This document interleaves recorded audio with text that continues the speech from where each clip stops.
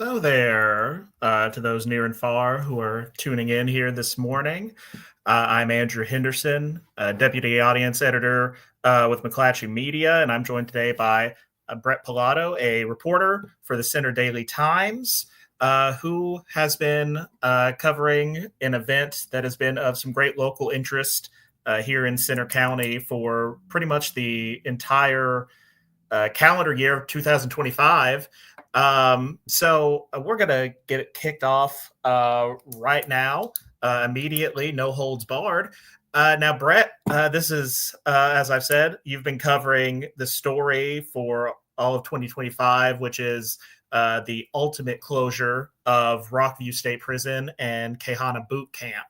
Now, back in September, Pennsylvania Governor Josh Shapiro said his administration would close both of these facilities with an anticipated closure date of early next year in January.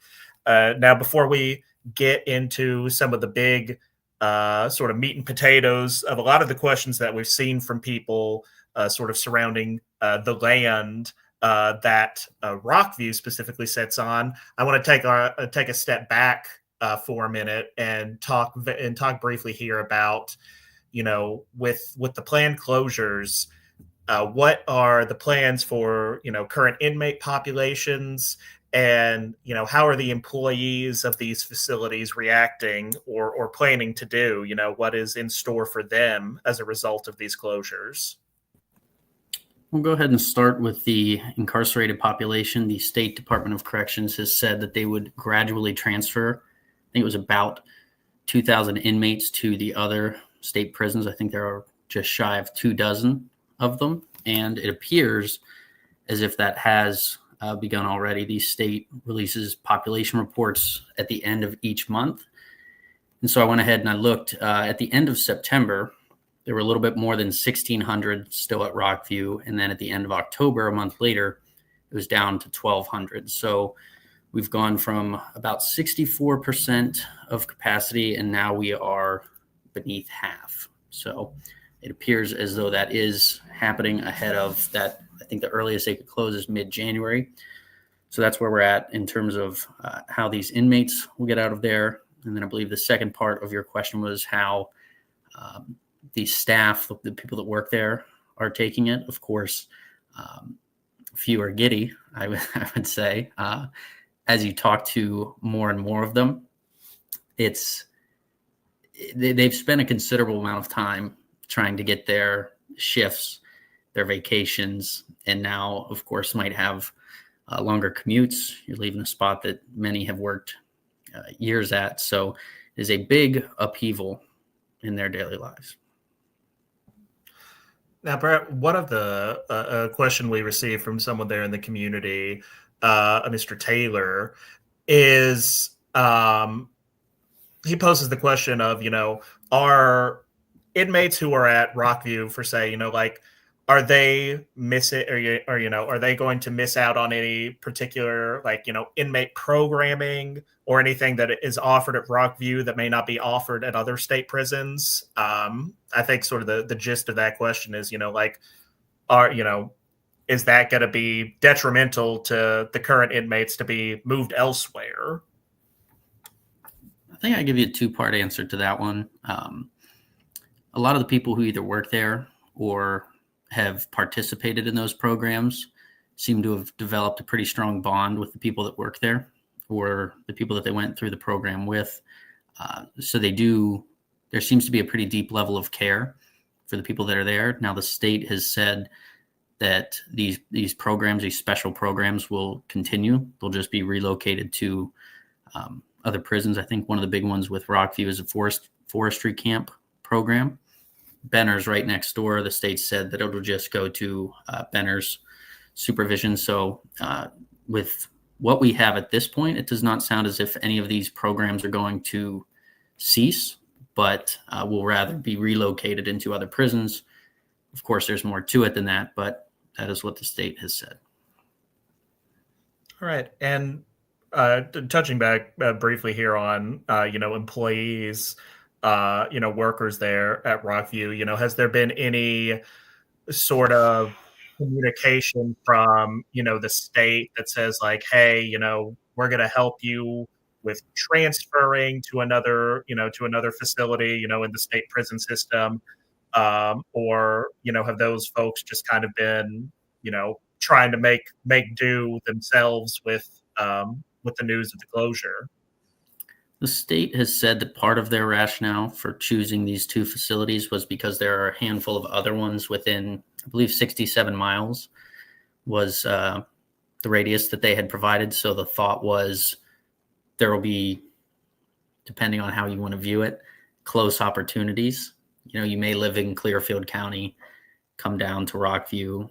Now you might go to the state prison that is in Clearfield County. So it could shorten the drive for some who work there, of course, but it also might lengthen it for others. So the state seems to have attempted to help, or that played into their decision making.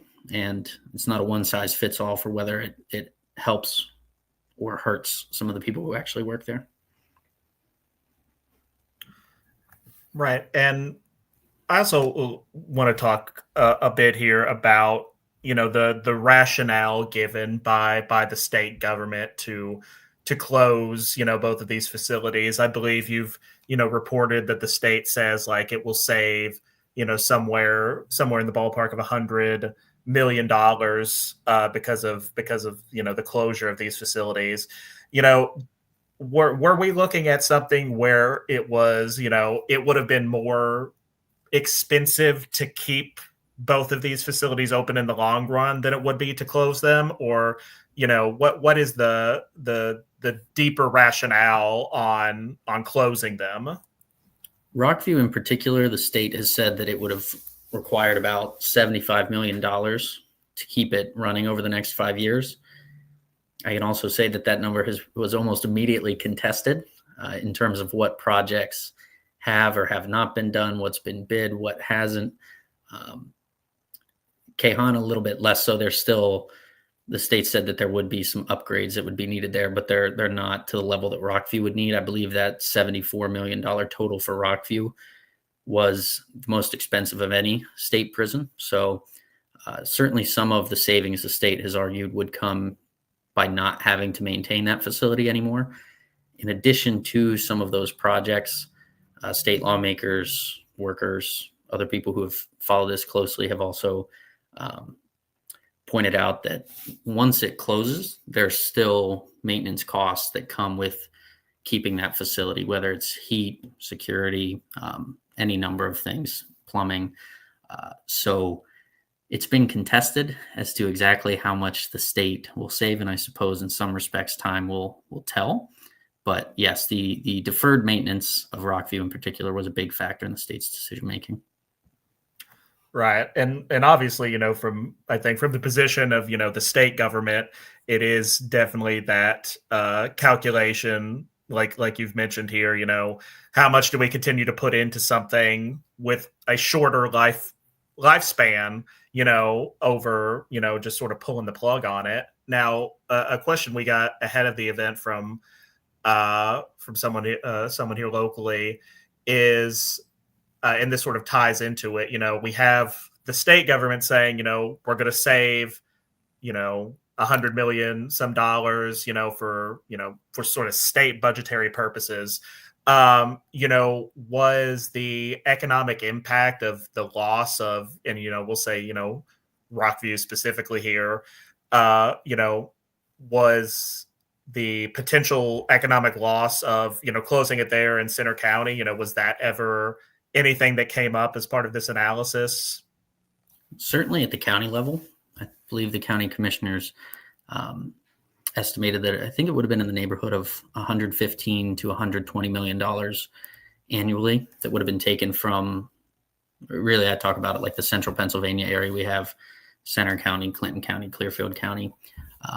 So the county has certainly felt as though any savings at the state level are just being taken from Center County. Of course, people who do the maintenance on these facilities that supply those goods, that's not going to be there anymore. So there will be savings at the state level, But there's also been the argument locally that that's just being taken from the central Pennsylvania area. So I guess in some ways it depends who you ask.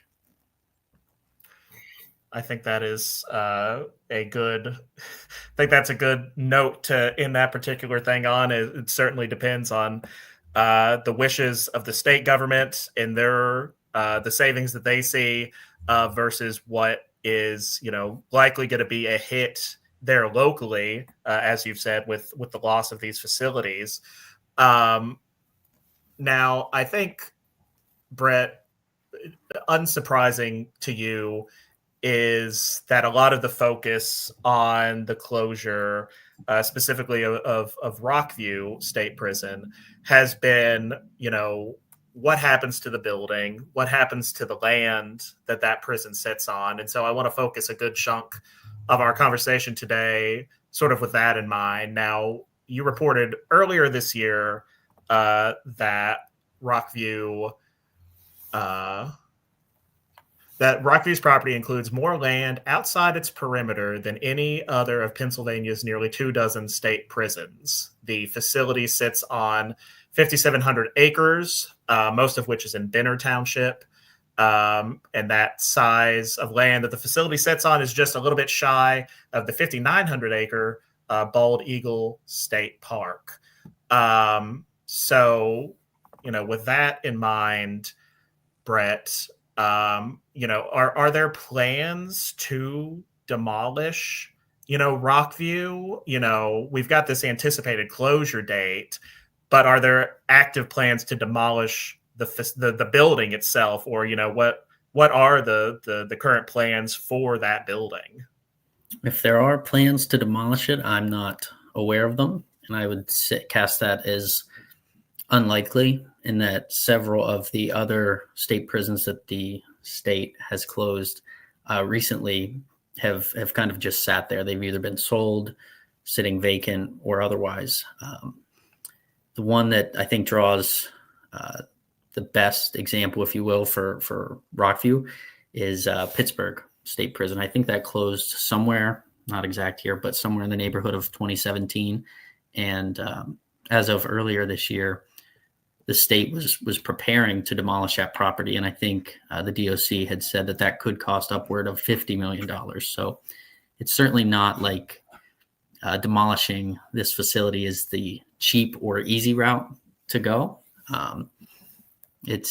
So yeah, I'm not aware of any plans to demolish it. Now, in terms of the broader future for where this goes, similarly, there hasn't been much said publicly in terms of where this goes. County commissioners have advocated to have it be a transparent process where they're involved. I'm sure we'll get into this later, but Penn State has said it wants to be involved. There's been some bills that state lawmakers said they would introduce for greater transparency in all of this. So it is, no doubt about it, a prime spot of land.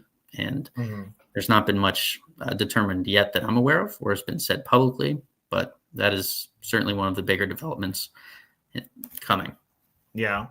And it seems like such an odd, as we've talked about here, where a big reason the state is closing Rockview, to save about $100 million on, these deferred costs, maintenance, et cetera, and yet it could also cost a pretty sizable chunk of money to even potentially demolish it. It feels like a real sort of catch-22 in that way, is that we're going to close it, and so it's not going to be in use. But, from what you've said, as, using the state prison there in Pittsburgh as an example, demolition may not even be on the table either, because it is so cost prohibitive in another sense. Yeah, that's why I'm not going to put myself out there as an expert in terms of how the DOC evaluates this and whatnot. But in some ways, history tells us that that's not the most likely option. That's not to say it's completely off the table, but that's not happened with other prisons. And the one that it could happen to is certainly a very costly thing that, if my timeline is correct, and that was 2017, we're pushing the better part of a decade here to even get to that point. So it is not as though next summer Rockview is going to be turned into rubble. Right. So, with what we, Bret, with what you know right now, it seems, demolition not actively being discussed at this particular juncture. And I do want to come back, of course, to what you've mentioned and brought up here regarding Penn State. But there is a question we got sort of that pertains to the facility. And, if we operate under the prevailing assumption right now that, demolition is, not a possibility at this particular moment. A question we received here is, could Rockview become a facility for immigration customs enforcement, which I think is it's a good question to ask, especially given on the federal level, pushing more and more, for immigration detention, deportation, etc. Is that a possibility, you think? I know there's also a facility not too far outside of Center County as well that's already, an ICE detention facility. But could something like that be in the cards? Appreciate you getting that one on a tee for me, because that is what I was going to mention as well. So is there a chance? Yes, I don't think that there would be anything that, prevents that from happening. Now, I would probably, and this isn't necessarily reporting, just looking at the situation, I would say it's probably a very slim chance that happens. In terms of just general detainment, we have 2 federal prisons in the neighboring Union County. So it would seem unlikely that the federal government would want to step in and operate it as a prison.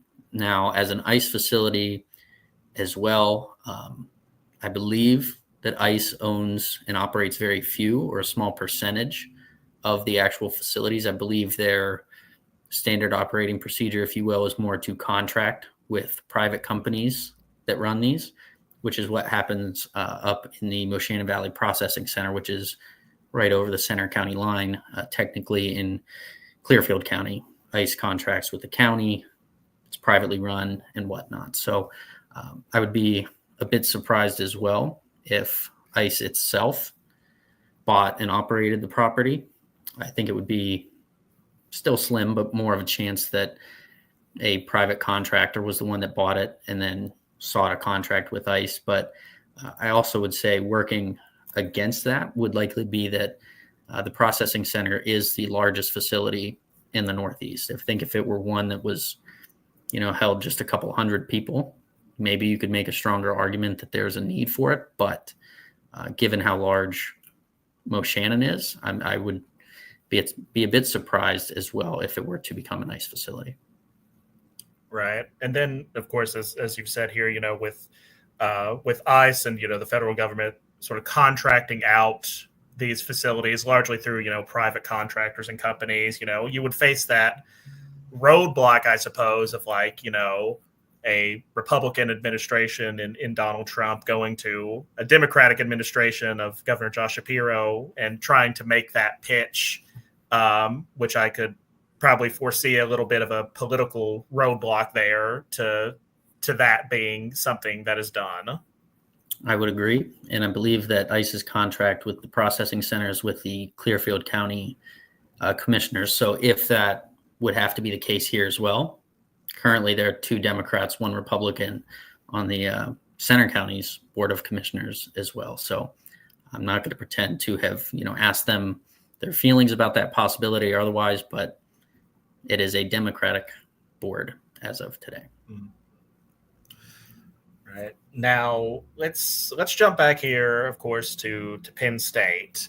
Now you reported just last month that officials with Penn State had expressed interest in how the land that Rockview sits on might be used, but stopped short of saying that they would want to acquire that land themselves.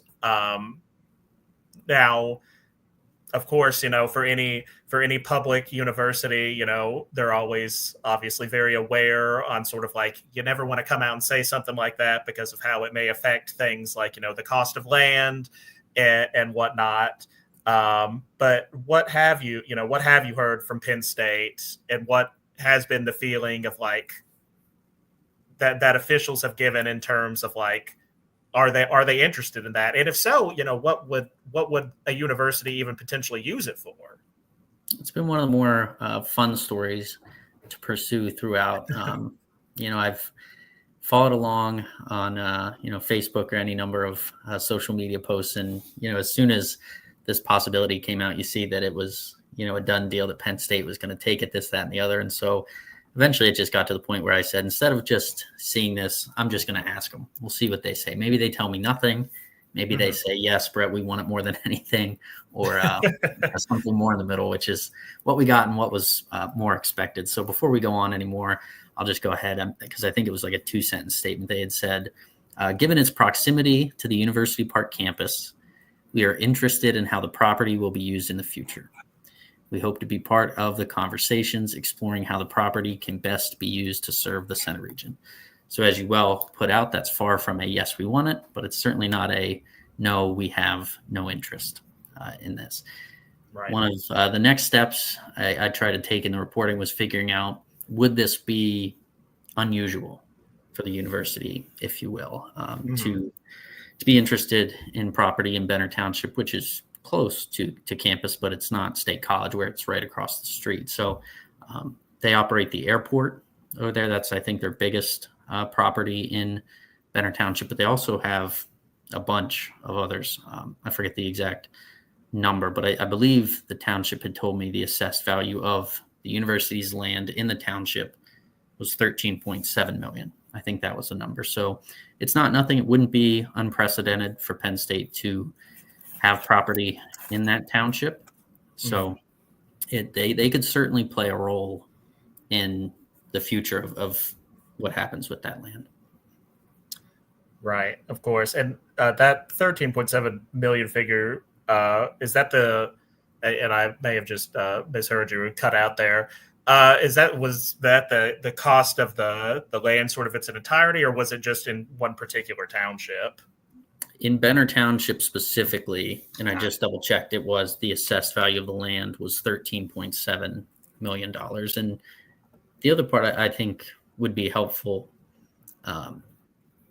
is the township's not massive, but I do believe that some of the university's property is like right across I-99, because where Rockview is, you've got that, Benner Pike, some more farmland, and then I-99. It's all, you can see it, if you're on either highway. So they own land in the township, they own land near the prison, and they've left the door open for it. So yes, there's a chance that they are involved as this plays out. Right. And, what in terms of, just, the past few years, in what sort of ways have we seen, or, you seen, or, your colleagues as well there at the Center Daily, in ways that Penn State has perhaps expanded its footprint? Because I think we see that a lot more and more with sort of universities across the board here in the U.S. is that, they're getting more and more into sort of the real estate business. Have there been any big moves in the last few years from Penn State that, could maybe even inform a decision of theirs going forward on if they do throw their hat into the ring on this? Yes, I would say I'm not certain how strong the correlation would be, if there's any at all. Certainly, my colleague Haley Kynes has done great reporting on this, and I believe, I know the university is closing some of its Commonwealth campuses as well, and their plan is to grow enrollment at University Park, their flagship location. So it is certainly part of the university's effort to get more and more people into State College, as maybe not at the expense of the branch campuses, but bottom line, they want more people in State College. So they are growing in that respect. They've undertaken a lot of renovations, I believe, to get more student housing into the area. And then it's not the university specifically, but a lot of developers as well. You won't have to ask too many State College residents about the high rises that are popping up downtown as well to get more people in there. So yes, there's more funneling into the State College area. Right. Now, I wanted to go back to a question we received a bit earlier before returning to sort of the conversation here surrounding the land. Now, we had a question as to if the state will remediate any negative environmental issues on the property before abandoning it. And I think we could also tie this into, a broader question as well as to, what is sort of on the state's checklist, so to speak, when it's like, okay, we have to do this, this, and this before we close Rockview in Quehanna. As I understand it, Rockview, once it closes, it's no longer the Department of Corrections, not problem, but it's not in their purview anymore. It goes to the Department of General Services, which I generally describe that as like the real estate arm of the state government. They're the ones that takes over the property, sells it, manages it, whatnot. So you have the Department of General Services there. And then for the boot camp, I believe that's DCNR, Conservation and Natural Resources. They hold the title for that one. So in terms of, how these properties get managed, they're separate agencies that would handle it, but they're both in the same administration. So I'm not exactly certain how that will play out. And do you foresee any possibility that, the county, commissioners or, other elected officials will have to step up in the course of this, like, as you said, like the corrections closes it down. It's kind of like it's out of their hands now. It goes to general services or conservation, natural resources for Quehanna. Is it a possibility that there will have to be, or that there may even be a want for, local officials to kind of step in and, maybe even perhaps mitigate any problems that arise from the closure, or, what kind of role locally will folks have once these closures take place, if any at all? I get the sense that they're going to be intensely interested in what happens with it. I believe it was County Commissioner Steve Dersham had said, and I feel like it is objectively true that it is the largest piece of farmland in the county, or the largest piece of land that would be unaccounted for. And it's certainly not just large. That plays into it, but it's also very valuable with where it sits, kind of in some ways connecting the broader State College area with the broader Bellefonte area. So the county commissioners have paid attention to it. I believe it was the state lawmakers, like I said earlier, had said that they were going to introduce a bill for some more transparency in terms of any sales and who is interested in it. There's, of course, been a lot of talk about, is there a sweetheart deal? Did, the Shapiro administration already have something lined up? I'm not aware of that. And I believe the state has said that is not the case. But you even have, I think it was Chris Dush as well, Senator Dush. He had floated the possibility of using that farmland as a way to relocate some farmers who, in a separate major project, the State College Area Connector major highway project, going to displace some farmers. Maybe we can use that land for them, any that have their property taken from eminent domain. So I think really across the spectrum of stakeholders, there's been a lot of interest for what happens and how it happens with any potential sale. Right. Obviously, it's something that is gonna, the facets of which, the closure would sort of touch on a lot of different areas. I think, as we're learning and as you've explained, hits on so many different things that it is a little bit of a mind-boggling thing. Now, I know, we've talked about the acreage of, the land that Rockview sits on, about 5,700 acres. Just for this visualization of it, like, how large is the facility itself? Like, it doesn't sit on the entirety of 5,700 acres, because that would be massive. And it's a large prison, but it's not that big. So, what is the footprint of the prison itself as it sits on that? Really, probably comes out to be a small percentage of it. It's next door to Benner. The two are close, but if we're talking the whole property, there's a sizable chunk of farmland as well. And it was difficult. I tried to, in preparation for this, see just what the breakdown would be in terms of percentage of, farmland, prison, forest, and whatnot. And I mean, there's a real good chunk of forest that it sits behind, because you have the farmland in the front, as you would see it if you're driving on Benner Pike, the prison, and then I believe it would be College Ave behind it. But then there's just a ton of forest behind it as well. So I'd also tried to take a look at what that property could become in the zoning, which is one thing that's easy to tune out at times. It's very bureaucratic. Yes. No, I'm so glad you brought up the zoning, because I also wanted to bring up the zoning. People who know about zoning, they know about zoning. And to everyone else, it's like, what does that matter? And it turns out a lot. And so I'm very glad you brought that up, Bret, because most of the acreage of that 5,700 sits in Benner Township and about 1,500 in College Township. And so, what are we looking at in terms of like, what is that land zoned as currently? Because, that obviously helps inform what could potentially go there even, unless, there would be zoning changes, of course. But, what is that area currently zoned for, and what could possibly go there if someone decided today, like, hey, I want to put this or that there? What is the current zoning inform of us?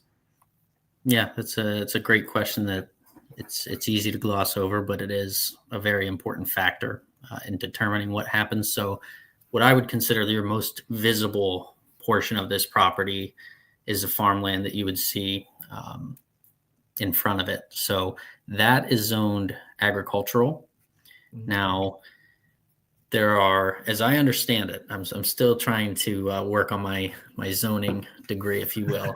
There are, I believe, permitted uses which have little to no hurdles, as I understand it.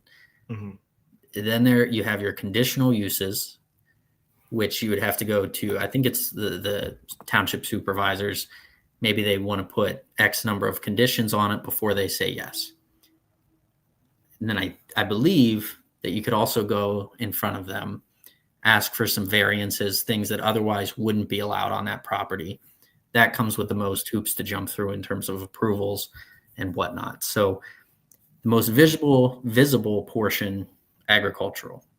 You go back a little bit, forested, conservation, you're a little bit more limited. Now, agricultural, I think, whether it's housing, I believe you could have some more. I don't know if I would want to put it all in like the entertainment bucket, but you could have more. You'd have some businesses step in.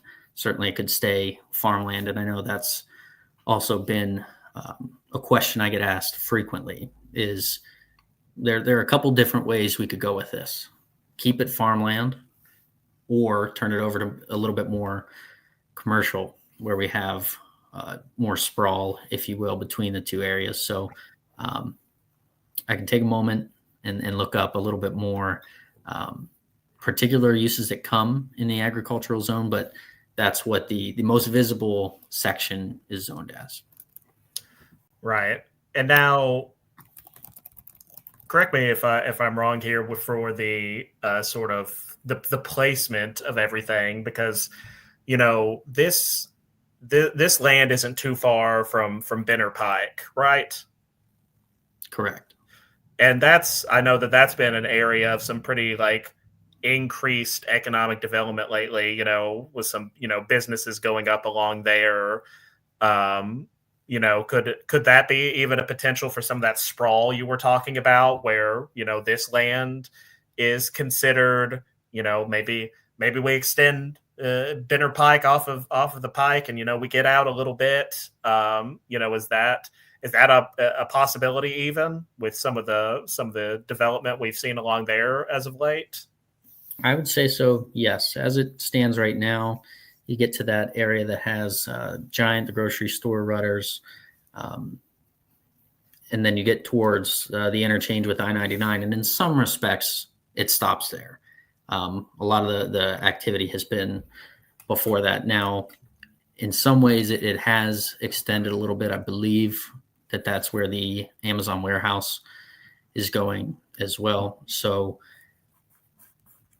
it is a booming corridor. There's no doubt about that. And once you're kind of onto the Rockview property, there's not an overwhelming amount of stuff until you get toward the area around the Nittany Mall, where you have the mall, Sheets, bunch of different businesses and plazas as well. So it's not barren, but there's certainly room for growth if that's the way folks want to go. And I also want to circle back because I had written a story about this before as well in terms of the zoning and whatnot. So for agricultural, I mean, there's I think dozens of uses. Some you could have horse riding academies, single family homes, personal care homes as well. So once you get into the conditional uses, that's where you could have wineries, shooting range. I think golf course was in there, maybe even a zoo. Like there's a bunch of fun options you can convince yourself of. And then there, like I said, there's almost any number of things could be considered, but you have your permitted and conditional uses that are the most likely. Yeah, those are and like you said, those are the easiest to get approved because it's already been zoned appropriately for that. Yeah, I have no doubt that whatever may materialize, whether it's already zoned for it or there's a zoning change, which isn't unheard of either. I have no doubt that whatever happens there will be a vocal affair from people, because I don't think anything gets people more fired up than zoning, whether they realize it or not. When new houses go in somewhere that you don't think they should, you're getting angry about zoning. You just don't know it necessarily. That's correct. And with what we got going on in downtown State College, they're undergoing a zoning rewrite as well. So pay attention to zoning. It's important. Pay attention to zoning. It is important. Yeah, and I think you touched on this, and I think this will be somewhere where we start to wrap things up. Is I think there has been a good vocal contingent of folks who are pretty adamant like this should stay agricultural, or they don't want to see any development on it. How does someone square that away with because I think there are certainly folks who elected officials locally whose job it is, of course, to bring business, bring development to a place. I guess what I'm kind of asking in a sense, from your perspective, and it may be too early to even tell, who wins out in that? Or we keep it, is it staying agricultural? Is it, a possibility that, more business or development interests win out? What is it that you've seen so far, especially in terms of the meetings and whatnot that have happened over this past year that we're discussing the closure? In some respects, it is a little difficult to tell or predict where this ends up. Of course, one of the basic tenets of journalism, follow the money. Mm-hmm. That can help inform things. And I say that because it truly, it's a very valuable piece of property with the way the area has developed. I think I'm not a developer myself, but if I were looking at that property, I think there are a lot of pros or things that you could look at and say, yes, that's an area where we want to do business. What I will also say is that there aren't many unaccounted for pieces of farmland in this county as well. Mhm. And of course, farming is no small operation. You can't just throw somebody on a 5-acre property and say, have at it. So it will be interesting. And I think one of the defining parts of this whole decision in the fallout or what comes next is what happens with that land, because there are some very important decisions that still need to be made. Right. Obviously, this obviously I think very far from over. I think the last thing that I'll ask you here as we look toward the sort of the immediate, at least time wise, is we've got the anticipated closure for Rockview and Quehanna, about middle of January of next year. Are we thinking that that's going to be, on that timeline? Or is it going to be like when they try to, build a new lane on a road and it keeps taking years and years? Are we thinking we're going to stick with that January date, or is there a possibility that that gets pushed out? In some ways, I think that mid-January is still just the beginning of this, because we've spent the better part of this year getting the decision. We've got to figure out where the people who work there, where they're going, who's retiring, who's transferring, what happens with the inmates. But then there's so much more to it than that. And that's not to minimize the disruption that it's causing these families, but you've got the land, you've got the facility itself, and what comes next as well. So we will not be dropping this story in mid-January. It's something we will continue to follow, and certainly hope that our readers stick with us and follow along. Absolutely. Far from over indeed. Last thing, and this was the question we had gotten earlier, not so much a question about details or exactly, but a person who was asking sort of the best way to relay any concerns that they have to the state about this closure. I would assume state senators, representatives, but Bret, anyone specifically that you could think of that people could take it upon themselves to reach out to and express those concerns they have? I think you touched on some good ones. Perhaps I would also consider reaching out to the governor's office. I believe some of the departments that are going to be making this decision fall under his administration. So, like I said, DCNR, I believe, will be handling the boot camp, and then the Department of General Services is going to be the one handling the future of Rockview as well. So those would be two agencies that I'd start at. Maybe they tell you all to go chat with someone else, but as I sit here today, those would be the places I would go. Yes. And as always, go find out who represents you in the state house to figure out where to direct your complaints to. Because if you're not complaining, then what are we paying him for? Well, Bret, thank you so much for your time today. Obviously, Rockview will continue to be an area of great interest leading into next year. I have a feeling that probably in the years to come as well, it could be another decade or so before things are fully wrapped up in a bow. But of course, I've been Andrew Henderson, joined by Bret Pallotto at the Center Daily Times. You can read more of Bret's work and also the other great journalists at the Center Daily at centerdaily.com, where you can also go and become a subscriber if you're not already.